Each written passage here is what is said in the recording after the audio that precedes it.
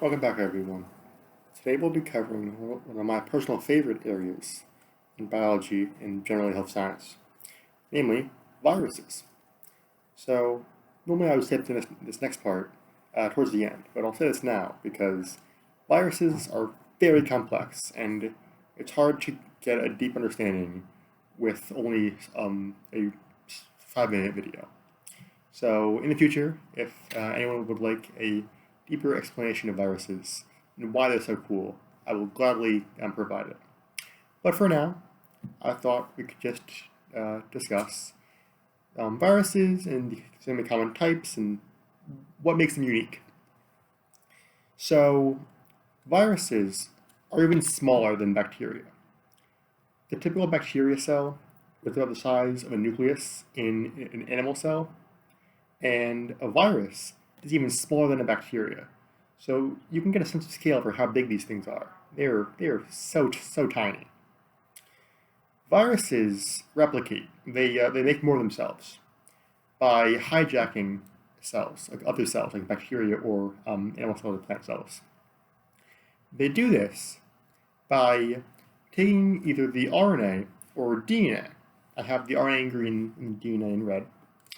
And so they will find a cell, be it bacteria or animal cell or plant cell. They're going to go inside and they're going to put in their genetic information into the host cell's DNA or RNA. They do this so that when the host cell replicates and makes more of itself, the viral genome will also be replicated. And normally, viruses you will use all the host's machinery. So whether it be DNA and then make the mRNA transcript and then use ribosomes to read that and those proteins, or if the virus uses RNA and goes directly to the ribosomes. Viruses are like the perfect parasite. Parasites are their own thing, but viruses love to just find a host cell and take it over. Sometimes viruses can lie dormant in a host cell for years. That's how one can have chickenpox when they're very young, and then it go into remission and kind of lays low. And then when they get older, maybe around their 50s or 60s, they get shingles, which is caused by the same virus as chickenpox. The catalyst, which may cause the re-emergence of a virus, can be stress or maybe just aging. There's a lot of factors that can contribute, but viruses will infiltrate a host cell and become part of it. Viruses within a host cell can also make a bunch of copies. If you were to think of a swimming pool as a host cell, and you were to fill the pool with a bunch of people, and you just have the people spring out in one big motion, that would be kind of like how all the viruses burst forth from a host cell. And that's very dangerous because when that virus spreads this way, it's causing cell death of the host cell, while also proliferating over a huge area, so that a bunch of other nearby cells can be infected. So, on the whiteboard, I drew the four most common types of viruses, the most common shapes. So, this is a helical virus. It looks like a cylinder. And it's called helical because the RNA is all spun around inside. A common helical virus is the tobacco mosaic virus, and that affects the tobacco plant. It makes the leaves look more like spotty, turn them yellow, and the tobacco mosaic virus isn't really a danger to humans. But you can imagine, since when the United States was in its colonial days, tobacco was a very profitable crop. So it was very bad if farmers found tobacco mosaic virus, because that could jeopardize their entire industry. So this one is a polyhedral virus.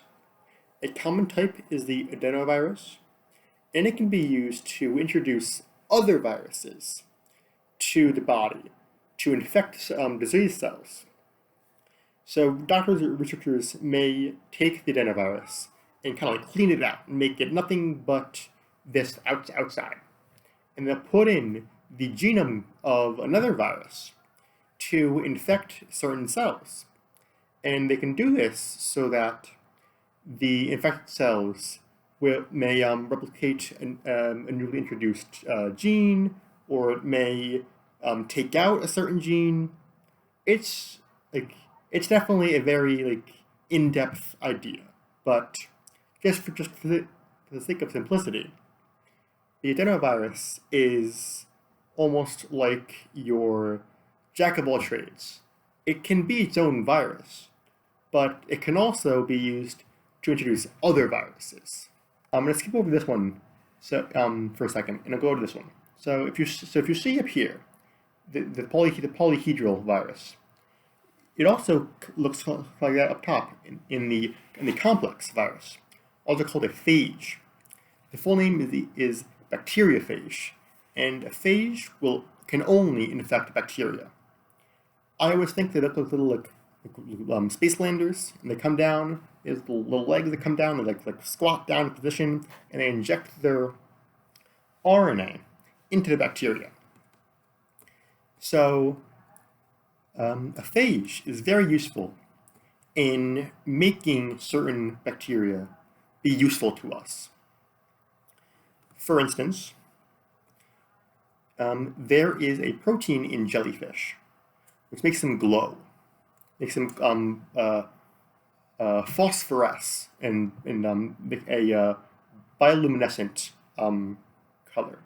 It's possible to put the genetic code for that protein into a phage, into this little capsule top, the phage, and have it injected into bacteria.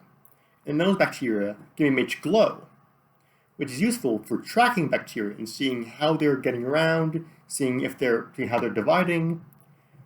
Phages are really useful to us since they only infect bacteria, and we can fairly easily put different genetic material into this little top capsule part. Now I'm going to move to the spherical virus. The spherical virus is common enough in viruses that affect humans. The influenza virus is spherical. The SARS-CoV-2 virus is spherical. It looks almost identical to the influenza virus. If you look on the spherical virus and the polyhedral virus, you'll notice these little blue T's I drew. Those are called spike proteins, and those are how the virus identifies a host cell as being different and being a good candidate to infect. The problem is that these spike proteins very easily identify our cells, because all of our cells have markers that say, I'm a U cell. I should be here. Don't hurt me, please. I'm a good guy. And when these spike proteins find those self-identifiers, those like flags, they say, okay, I got it. This is my guy. I'm going in. So a piece of viruses that I didn't draw, because they're not on every virus and they're not on every type of virus, is the envelope. Some viruses can be enveloped, and that just means they have a similar structure to the cell membrane around them. And that makes them harder to deal with, because it gives them a way of restricting what comes in and out. So maybe it'll stop an antiviral drug from coming in to then deteriorate what's inside. Normally a virus is just the proteins around it. So typically a helical virus is a bunch of layers of protein all circled around. And then the RNA, it just sits in there, sits in the center. Similarly, with the polyhedral virus, it's a bunch of little proteins that make up this capsule. So towards the beginning, I mentioned that viruses were among my favorite ideas and concepts in health science and generally in biology. This is because viruses straddle the line between being living and non-living. Viruses don't meet all criteria, of which there are 6, to be living things. But they're also not non-living things, because they're not like rocks, they're not like a desk lamp, so they have to be one or the other. And among researchers and experts in the field, there's not a general consensus of which it is. So to this day, it's still a hot topic of trying to figure out whether a virus is living or non-living. This is probably a lot to take in for viruses, and I apologize, but even a surface level explanation of viruses is a little bit deeper than bacteria or the animal cells.